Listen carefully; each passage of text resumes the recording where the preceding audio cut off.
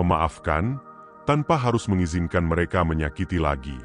Luka yang diam, dendam yang dalam. Tidak semua luka tampak di kulit. Ada luka yang mengendap diam dalam hati. Luka karena dikhianati. Luka karena disakiti oleh orang yang kita percaya. Luka yang tidak berdarah, tapi mengubah cara kita memandang dunia. Dan kemudian datang nasihat dari orang-orang. Maafkan saja. Lupakanlah. Ikhlaskan, biar hidupmu tenang. Tapi bagaimana jika mereka menyakiti kita lagi? Setelah dimaafkan, apakah memaafkan berarti membuka pintu untuk dilukai ulang? Memaafkan bukan berarti mengizinkan. Memaafkan adalah tindakan batin. Sebuah keputusan sadar untuk tidak terus memelihara luka. Tapi memaafkan tidak sama dengan memberikan kembali akses. Kamu boleh sembuh, tapi kamu tidak harus mengulang cerita yang sama. Dalam Stoikisme, kita diajarkan bahwa apa yang bisa kita kontrol adalah pikiran dan tindakan kita. Kita bisa memilih untuk tidak membalas, tidak menyimpan dendam.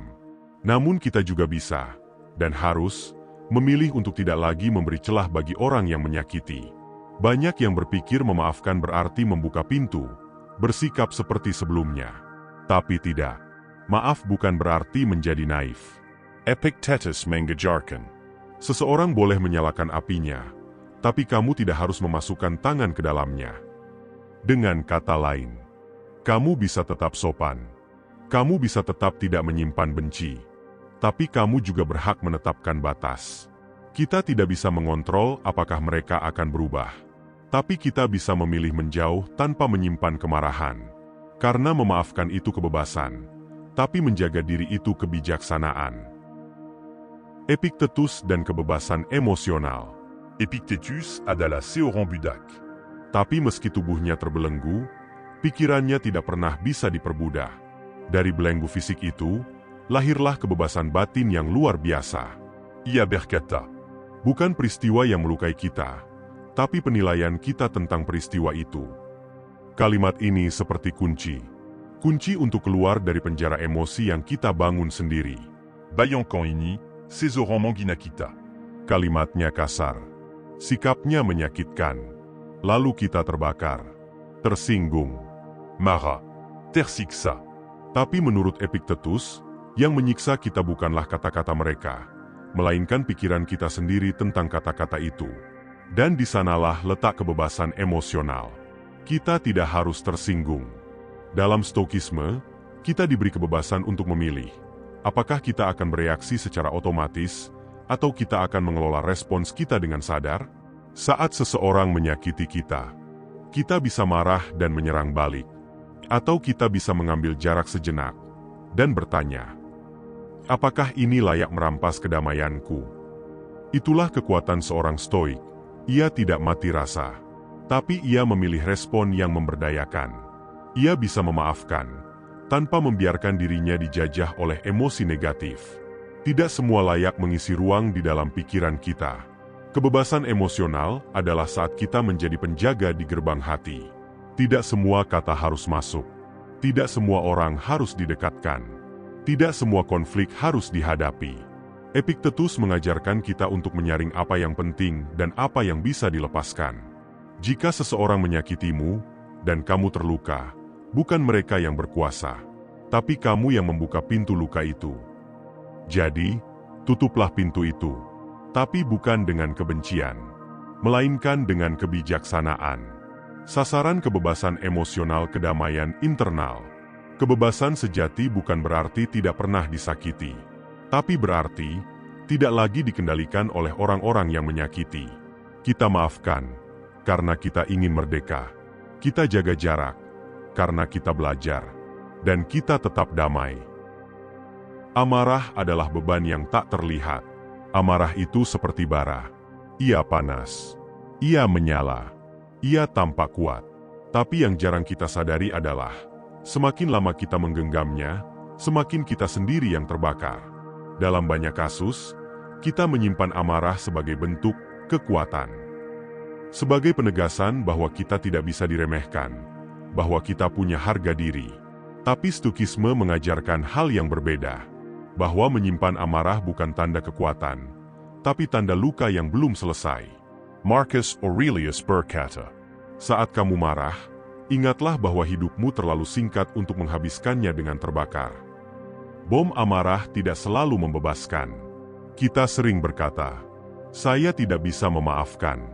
Luka ini terlalu dalam. Saya harus membalas, agar dia tahu rasa. Tapi setelah kita marah, setelah kita membalas, setelah kita menang, apa benar kita merasa tenang? Seringkali tidak. Yang tersisa hanyalah lelah dan rasa hampa. Karena ternyata, balas dendam tidak menyembuhkan luka. Ia hanya mengalihkan rasa sakit. Mengelola amarah, bukan menolaknya. Stoikisme tidak berkata, jangan marah. Karena marah adalah emosi manusiawi. Tapi yang kita latih adalah, jangan diperbudak oleh amarah. Sama seperti angin.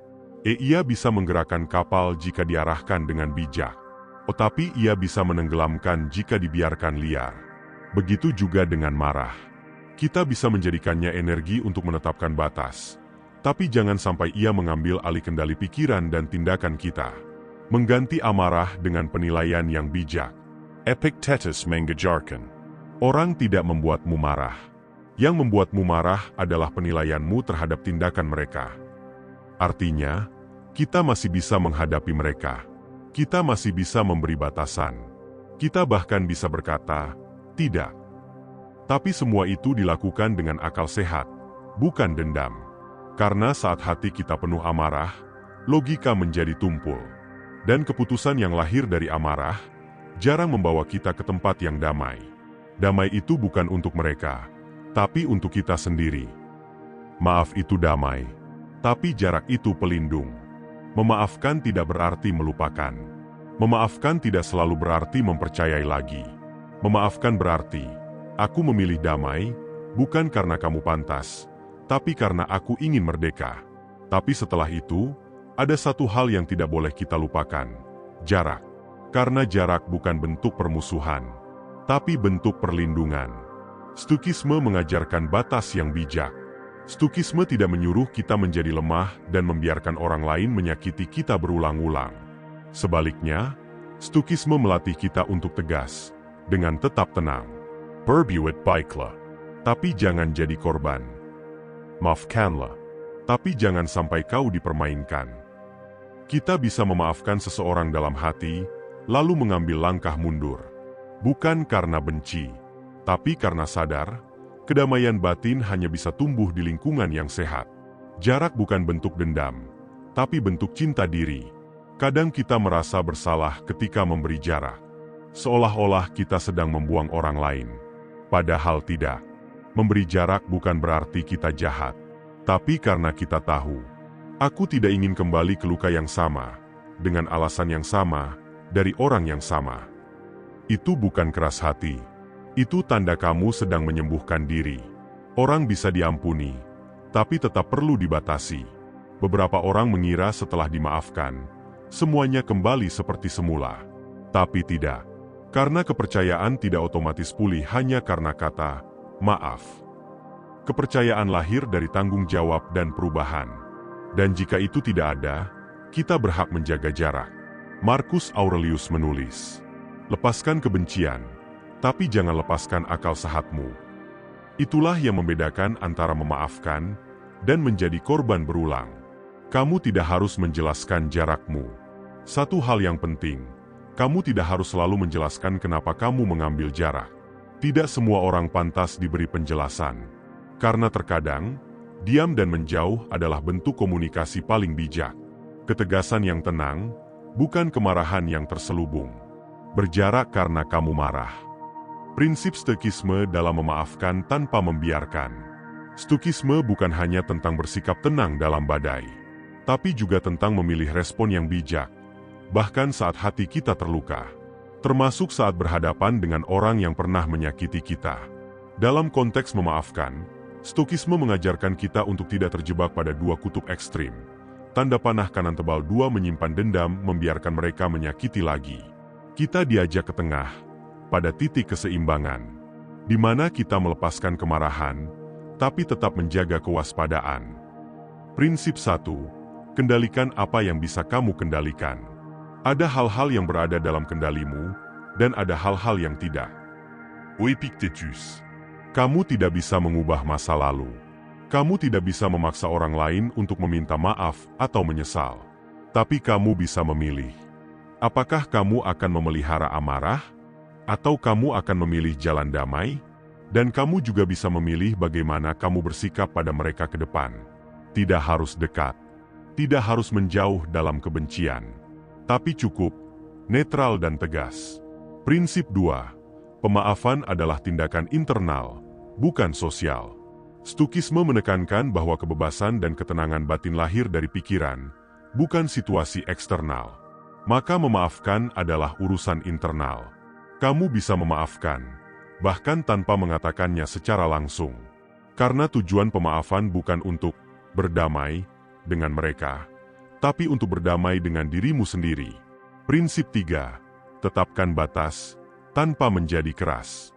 Marcus Aurelius berkata, Lakukan kebaikan tanpa mengharapkan imbalan. Tapi jangan biarkan dirimu disalahgunakan. Memaafkan bukan berarti kita membiarkan pola lama terus berulang. Bukan berarti memberi mereka hak istimewa untuk menyakiti lagi. Kita bisa tetap bersikap baik, tapi dengan batas yang sehat. Karena berhati baik bukan berarti harus terus tersedia. Prinsip 4. Kebijaksanaan lebih tinggi daripada emosi sesaat. Ketika kita ingin membalas, atau membiarkan orang masuk kembali terlalu cepat, tanyakan pada diri sendiri, apakah ini keputusan bijak, atau hanya pelampiasan luka? Stukisme mengajarkan bahwa pikiran jernih adalah fondasi ketenangan. Jangan buat keputusan besar saat hati belum tenang. Principe d'IS5, Mafcan, tapi Jangan Lupacan Pelajaranya. Kita tidak menyimpan dendam, tapi kita juga tidak menghapus pelajaran yang diberikan oleh luka. Stukisme mengajak kita untuk belajar dari pengalaman, agar tidak jatuh ke lubang yang sama. Dengan dalih, aku sudah memaafkan. Memaafkan bukan menghapus ingatan, tapi mengubah cara kita membawa ingatan itu. Latihan reflektif stoik untuk memaafkan dengan tegas. Memaafkan bukan sekadar kata. Bucan plus la saule memaxa dit rien tu que me lupacan Lucas. Memaafkan yang sejati adalah proses, dan stukisme menawarkan cara melatih hati dan pikiran agar kita bisa memaafkan dengan tenang, tapi tetap berdiri dengan tegas.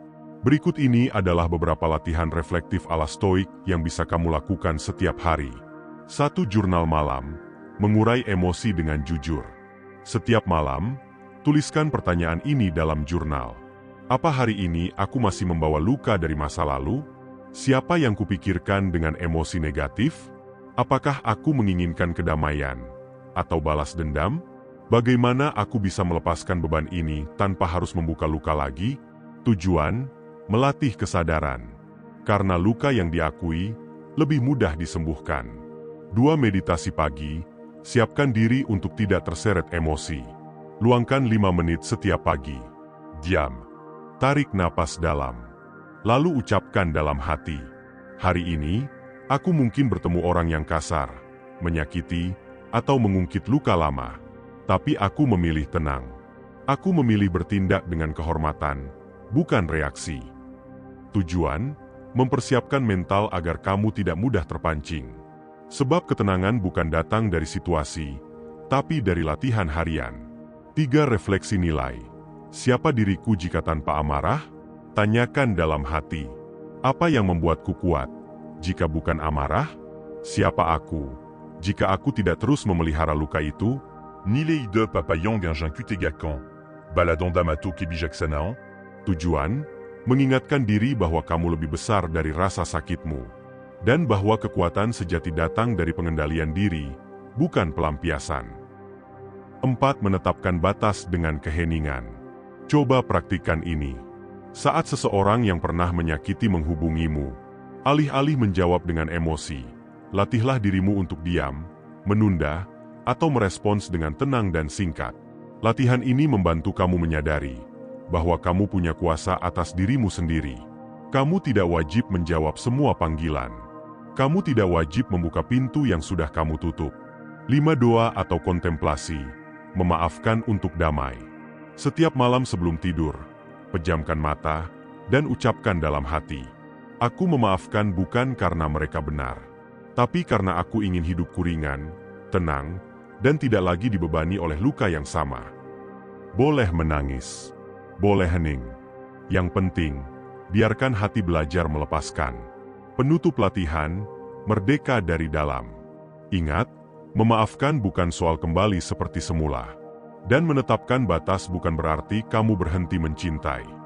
Tapi karena kamu sedang belajar mencintai dirimu sendiri, lebih dalam, lebih sehat, lebih kuat. Itulah yang diajarkan Stoikisme, bahwa ketegasan dan kedamaian bisa berjalan bersama, bahwa kita bisa jadi baik tanpa menjadi korban, bahwa kita bisa memaafkan tanpa membiarkan. Dan pada akhirnya, kamu akan tahu, kamu tidak sedang menjauh karena benci, kamu sedang memilih untuk pulih. Kedamaian itu bukan dari rekonsiliasi, tapi dari ketegasan jiwa. Kita tumbuh dalam dunia yang sering menyarankan, maafkan, lalu berdamailah. Buka lagi pintu yang pernah tertutup. Kalau sudah memaafkan, berarti harus kembali seperti dulu. Namun, Stoikisme mengajak kita menempuh jalan yang berbeda. Bagi seorang Stoik, kedamaian tidak datang dari rekonsiliasi yang dipaksakan, tapi dari ketegasan batin, dari keputusan sunyi yang lahir setelah perenungan yang jernih. Rel kereta dua, rekonsiliasi bukan kewajiban. Kita sering merasa bersalah jika tidak kembali dekat dengan orang yang pernah menyakiti. Padahal, tidak semua luka harus diobati dengan keakraban. Ada yang cukup dengan doa. Ada yang cukup dengan maaf dalam hati. Ada yang cukup dengan tidak lagi saling mengganggu. Kedamaian bukan berarti semuanya kembali seperti semula. Kedamaian adalah saat hatimu tidak lagi bergolak, meskipun jarak tetap terbentang. Ketegasan adalah jalan sunyi yang damai. Ketegasan bukan kemarahan. Ketegasan bukan balas dendam. Ketegasan adalah bentuk cinta pada diri sendiri, yang berkata, aku berhak atas ruang yang tenang. Aku berhak untuk tidak kembali ke lingkungan yang membuatku hancur. Dan orang yang benar-benar kuat, bukan dia yang bisa memeluk semua orang, tapi dia yang bisa memilih siapa yang pantas diberi pelukan. Pembibitan Stoikisme, keteguhan dalam keheningan. Stoikisme tidak pernah mengajarkan untuk menutup hati, tapi ia mengajarkan kita untuk menguatkan batas, agar kita tidak mudah disakiti, agar kita tahu, memaafkan adalah pilihan batin, dan melindungi diri adalah tindakan kebijaksanaan. Karena tidak semua orang yang kau ampuni, harus tetap kau izinkan berada di dekatmu. Kilauan kedamaian itu pilihan, bukan hasil perjanjian. Mungkin kamu tidak akan pernah mendapat permintaan maaf. Mungkin mereka tidak akan pernah mengerti seberapa dalam lukamu. Tapi kamu tetap bisa memilih damai, tanpa perlu rekonsiliasi, tanpa perlu membuktikan apa-apa. Cukup dengan satu hal, ketegasan jiwa.